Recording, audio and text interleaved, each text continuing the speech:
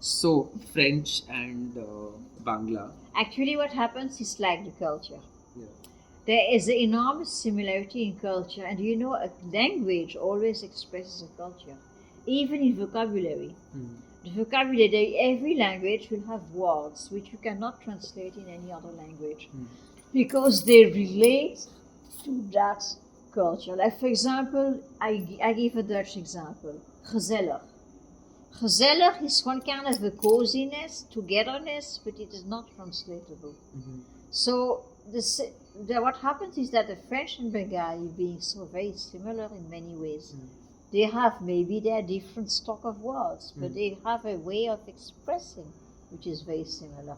Not only the stock of words, the tone of the language, the way of speaking, the face expressions, the hand expressions are very important in French. So actually, like with the Italian too, the hand expression is very important. So this is quite a normal thing. And of course, the musicality of the language, because if people think in the same way, and the French think in a very musical way, the Bengali think in a musical way too. So obviously, the music shall go in the language. Even now, the Cholar Bhasha, like we call it, we hear it less. Even in the modern French too, we hear it less. But if you listen to the language, you know, of the time of Rabindranath Tagore, or even about more older and classical French, it is even much more musical as it is now. So these two languages follow the same evolution. The one big difference is that Bengali is so easy. It's a dream. I mean, honestly, if anyone thinks, okay, I just want to learn a language for the sake of learning a language, tell me an easy language. I will then and there say learn Bengali. I mean, it's a dream. In Europe, Spanish is famous for being quite easy, which is comparatively true. But there are still genders.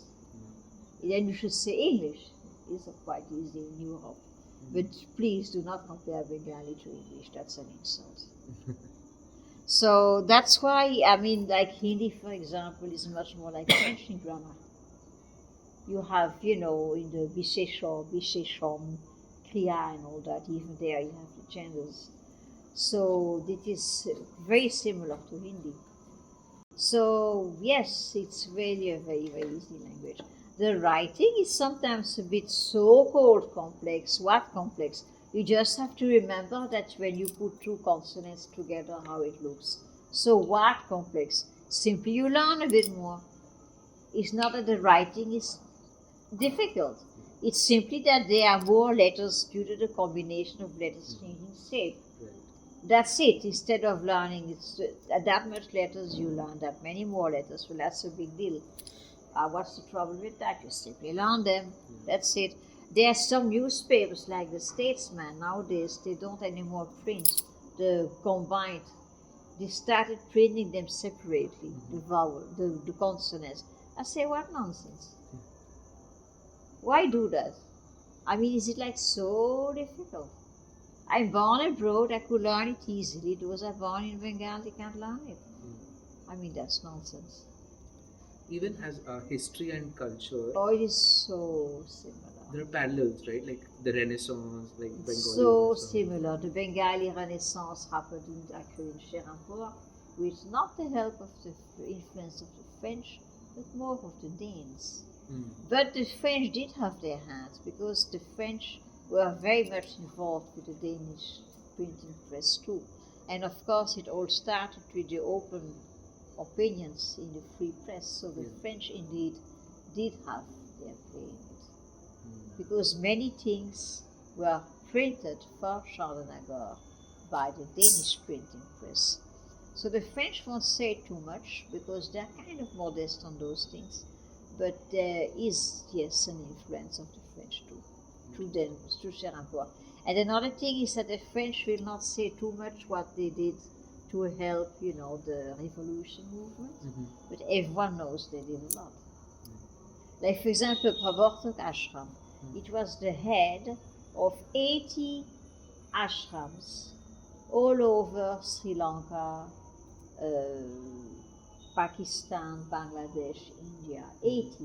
It was the head of 80. Now, where do the funds come from?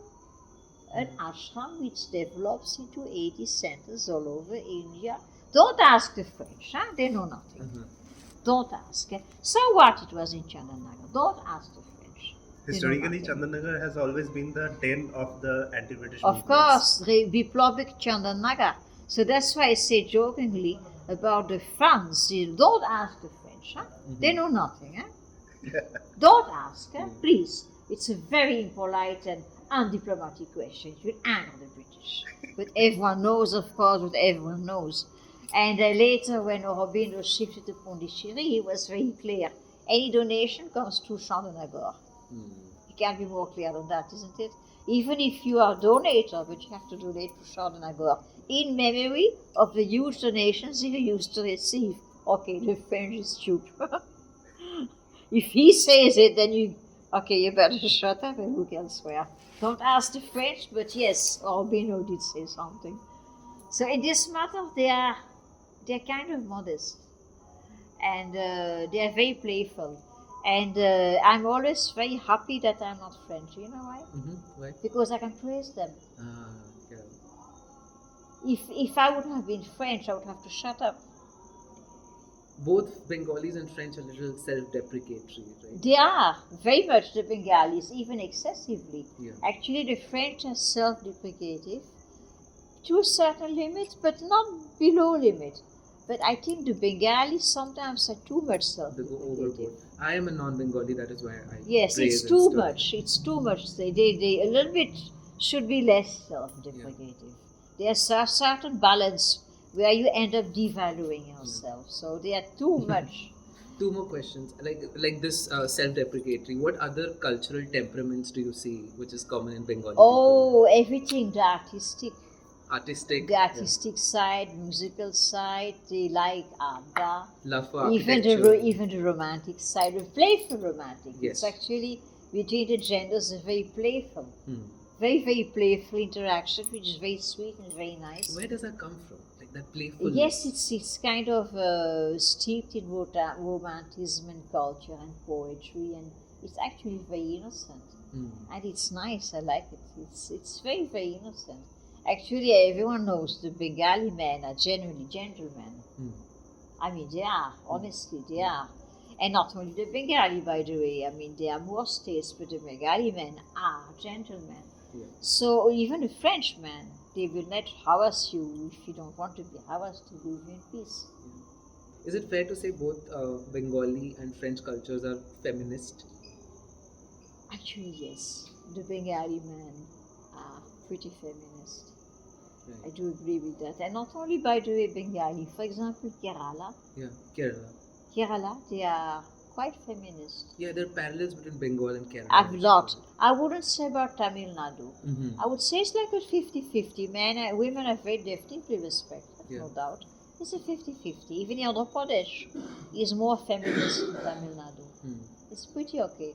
I don't know much Orissa about that. I never studied. I many times went to Orissa, countless times. It was different type of work. Both Kerala and Bengal also had like left in the politics. Oh yes. But the difference is that the left in Kerala do a better job than they did here. Yeah. They walk. I mean, that chief minister is successful Yeah. because he delivers. That's the big difference. One final question, I won't take more time. Like a lot of young kids watch like our channel, and like a lot of Bengali kids also. What would like your message be to the this generation of Bengali? Don't go into politics. That's the first thing. Build your own opinion on sound knowledge.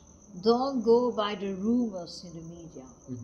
I mean, there's different kind of media, and you have to be able to judge. There is serious stuff, like for example what we're doing now. Yeah. But there's also a lot of false rumor mongering. If nowadays you look at the media, you think that everything is so negative. But it's not true.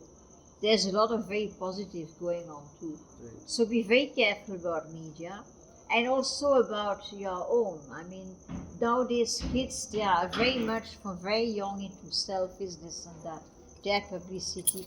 I mean, come on, first build up yourself. build up something to deliver. Hmm. Do your education properly, build up your career, your life, your mindset.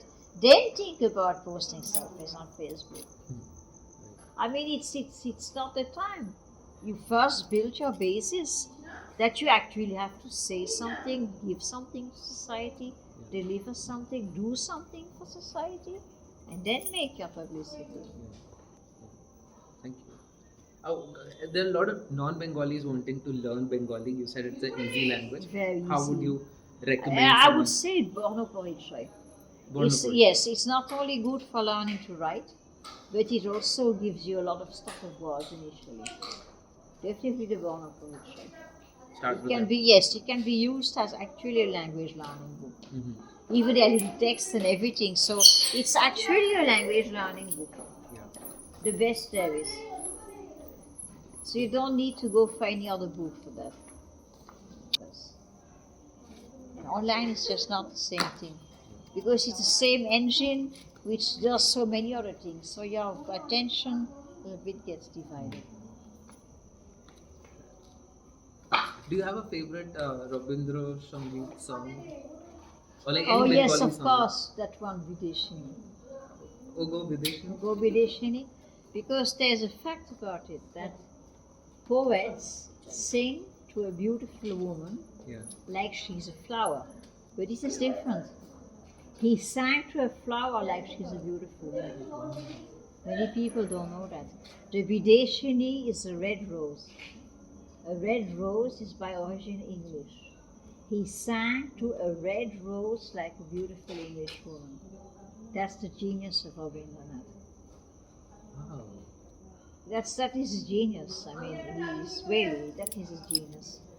He's the only poet who has sang to a flower like she's a woman instead of to a woman like she's a flower. It is beautiful. So I love that song. Thank you.